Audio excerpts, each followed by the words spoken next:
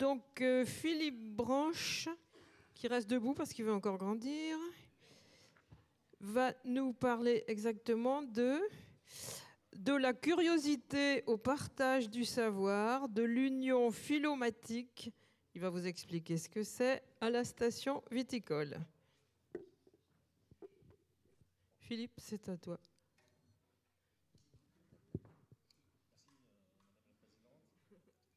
Attends, tu prends un micro. Alors, prends celui-là. Voilà.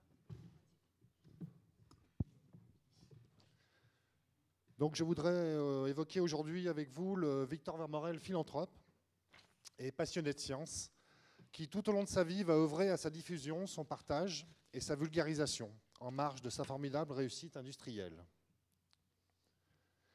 Victor Vermorel naît en 1848, quelques années avant que ses parents ne s'installent à Villefranche, une ville alors en pleine mutation. Dans la première partie du XIXe siècle, Villefranche voit sa physionomie complètement changer. Les remparts qui enserraient la ville sont en grande partie détruits entre 1800 et 1830. Les façades des maisons sont alignées et les rues élargies. La commune de Villefranche voit sa superficie formidablement augmenter avec l'annexion de Belligny et le gain de terre sur les autres communes voisines en 1853, un an avant l'arrivée du chemin de fer. Dans le même temps, l'industrie se développe fortement. Une nouvelle activité intellectuelle voit le jour, sous l'effet conjugué du développement économique et de celui non moins important de l'éducation. La création de l'école normale de Villefranche en 1832, puis celle du collège Notre-Dame-de-Montgré en 1851 vont donner un nouvel élan à la ville. D'éminents professeurs viennent former des générations d'étudiants et d'instituteurs qui vont, pour certains d'entre eux, développer parallèlement à leurs études et ensuite à leur métier une passion pour les sciences nouvelles qui fleurissent de toutes parts. C'est dans ce contexte que Victor Vermorel va rencontrer des jeunes gens qui, comme lui, sont assoiffés de connaissances et va s'abreuver des conseils des aînés. À 15 ans, il quitte le lycée de Bourg, en Bresse, où on lui prédisait pourtant de brillantes études, sur l'insistance de son père. À 17 ans, il s'associe officiellement avec son père. À 21 ans, il part un an en Allemagne, où il se perfectionne au travail des métaux. À 22 ans, il est mobilisé pendant un an à cause de la guerre contre l'Allemagne. À 23 ans, quand il revient, son père est mort depuis peu. Il reprend alors la direction de l'atelier, mais continue à employer son temps libre à compléter son instruction, en étudiant les mathématiques, la chimie, la géologie, la botanique, et pendant la belle saison, à faire des excursions naturalistes avec ses amis.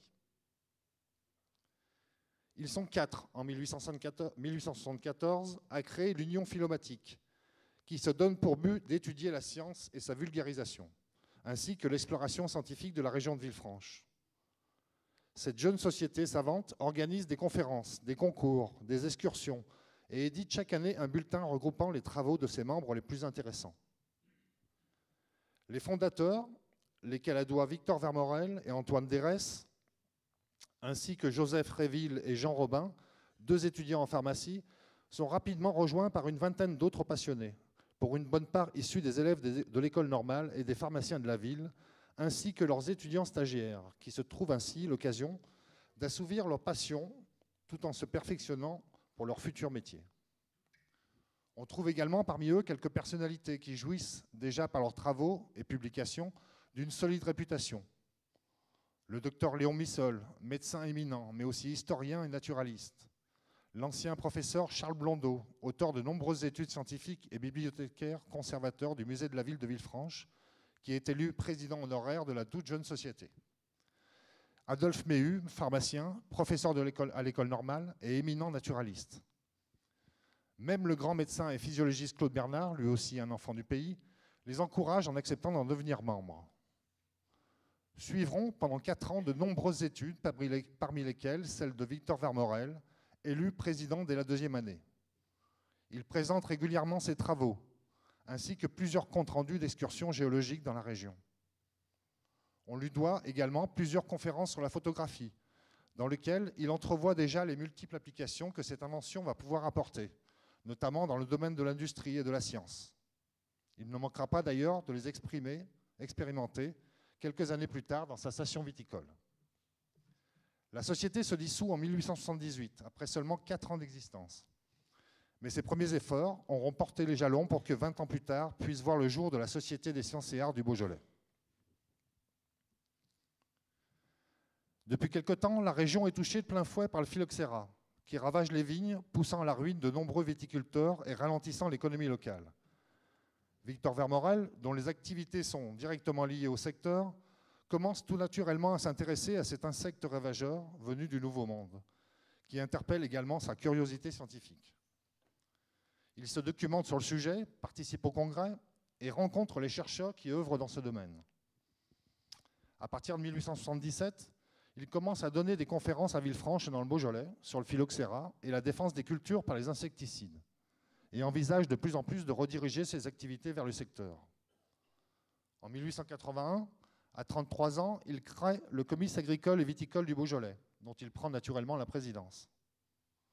Il se lance ensuite dans l'édition en 1883 en créant le Progrès agricole et viticole, journal hebdomadaire en collaboration avec M. Desgrully, professeur à Montpellier. Puis, en 1886, le Propagateur viticole, qui conjugue articles viticoles et catalogue de son entreprise. Mais il n'en oublie pas pour autant ses passions premières. Ainsi, il publie en 1882 une brochure de 24 pages sur ses promenades géologiques autour de Villefranche.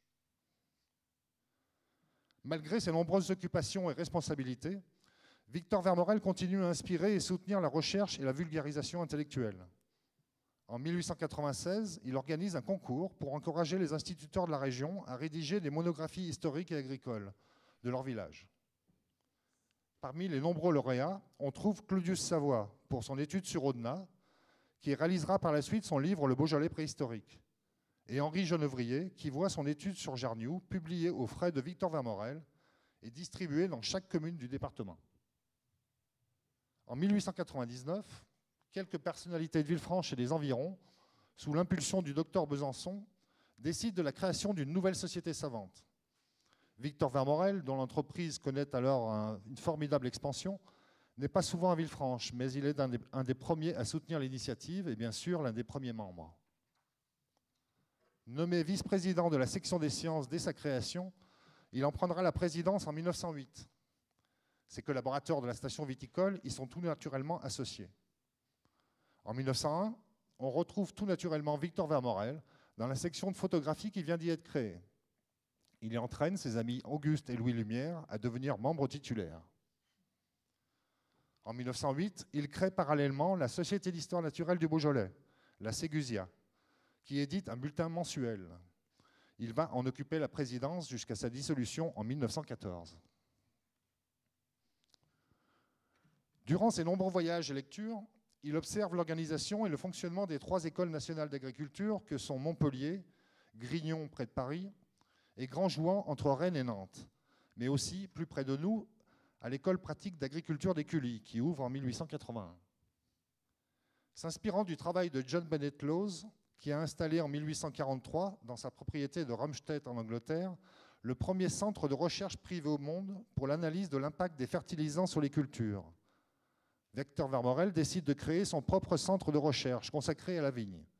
Ce sera le premier établissement privé du genre en France. En 1889, Victor Vermorel crée sa station viticole à Villefranche. Il explique le but qu'il veut atteindre en créant un établissement entièrement dédié aux travaux expérimentaux sur tous les aspects liés à la culture de la vigne, à une époque où se multiplient les menaces. Son programme